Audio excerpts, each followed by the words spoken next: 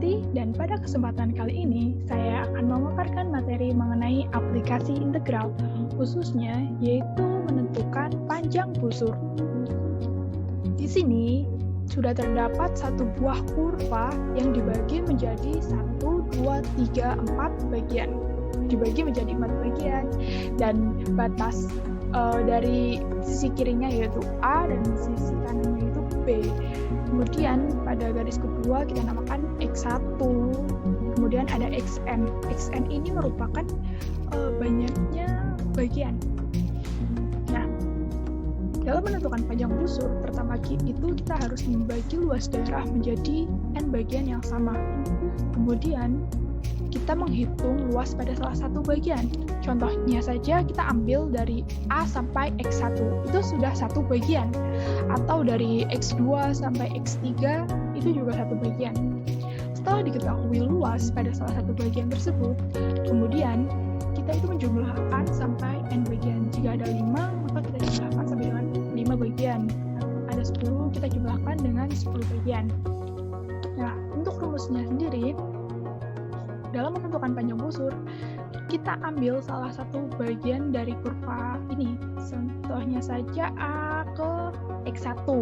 Kemudian kita uraikan. Nah, ini kita misalkan ini sudah dari A itu ganti dengan X sama dengan K-1 dan XK. Bagian ini membentuk sebuah segitiga, di mana dalam segitiga ini bisa digunakan teori Pitagoras.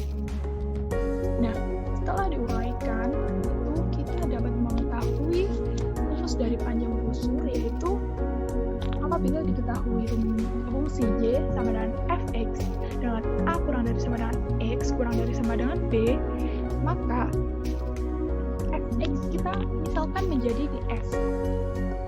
Rumusnya menjadi ds kuadrat sama dengan dx kuadrat plus dy kuadrat. Karena diketahui fungsi y sama dengan fx, maka masing-masing ruas kita bagi dengan dx kuadrat. Karena diketahui fx. Nah, kemudian ds kuadrat sama dengan per dx kuadrat sama dengan 1 plus dy kuadrat per dx kuadrat. Kemudian kita hilangkan pangkat di sisi kirinya, sehingga menjadi ds per dx sama dengan akar 1 plus dy kuadrat per dx kuadrat. Kemudian dx ini kita pindah menjadi ke ruas kanan dan menjadi ds sama dengan akar dari 1 plus dy kuadrat per dx kuadrat kali dx. Nah, setelah ini kita bisa menentukan panjang busur dengan rumus S sama dengan integral dari A sampai B akar 1 plus F aksen X kuadrat kali dx. F aksen X ini sama dengan dx, dy per dx-nya. Kemudian ada juga rumus lain. Apabila diketahui fungsi X sama dengan F, Y dengan A kurang dari sama dengan X kurang dari sama dengan B, maka tadi kan kita menggunakan pembagian dx kuadrat. Nah, kali ini kita menggunakan pembagian dy kuadrat karena diketahui fungsi X sama dengan F, Y.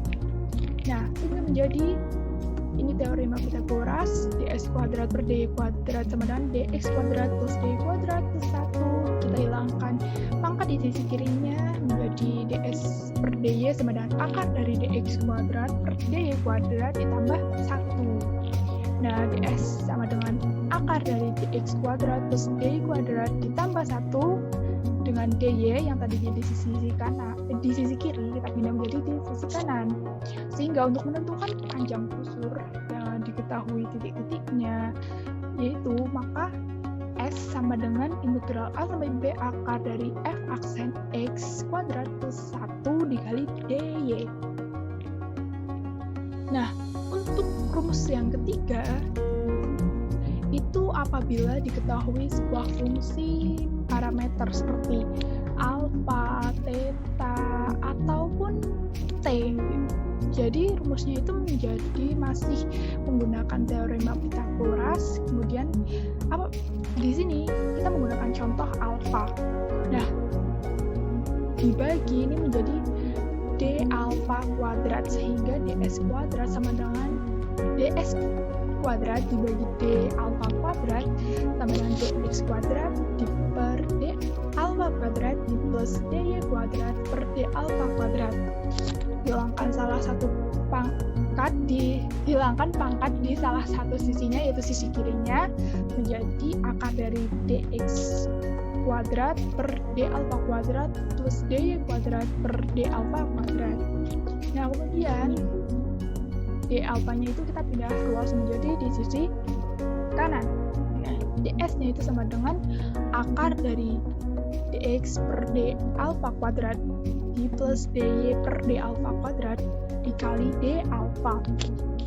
Sehingga untuk menentukan panjang busurnya itu dapat menggunakan rumus S sama dengan integral A tambah B akar dx per D alfa kuadrat ditambah dy per D alfa kuadrat dikali D alfa.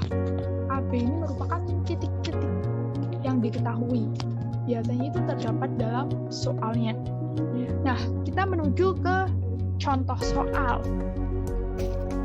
Berapa panjang busur kurva Y sama dengan fx dari titik A, yaitu 0,0 ke titik B 2,6. Nah, pada kesempatan kali ini saya menyelesaikan menggunakan sumbu X, yaitu pada titik X sama dengan 0 sampai X sama dengan 2. Ini di sini diketahui 0 dan 2. Nah, kita juga dapat menggunakan sumbu 0 Y, yaitu 0 dan 6. Namun pada kesempatan kali ini saya menggunakan sumbu X.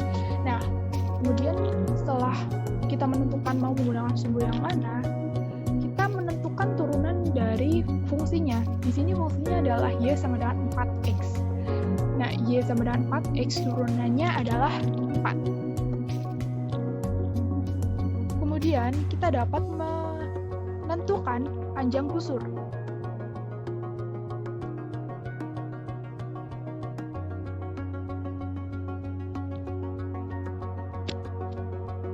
Nah, di sini dalam menentukan panjang busur itu karena diketahui Y sama dengan 4X, kita menggunakan rumus S sama dengan integral A sampai B akar 1 plus F aksen X kuadrat kali dx.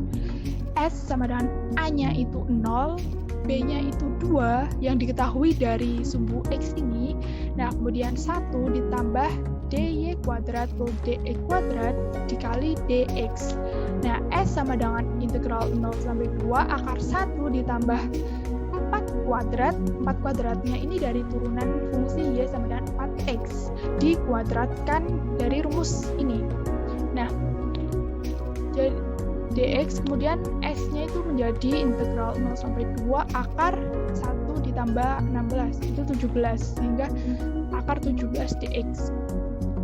Nah, kemudian kita masukkan titik-titiknya atau kita integralkan, sehingga akar dari 17x itu kok kita kalikan dengan 2 dan dikurangi dengan akar 17 itu dikalikan dengan 0. Nah, kemudian kita akhirnya mengetahui yaitu panjang busur kurva Y sama dengan 4X dari titik A 0,0 ke titik B 2,6 yaitu 2 akar 17. Jadi panjang busurnya adalah 2 akar 17 satuan panjang.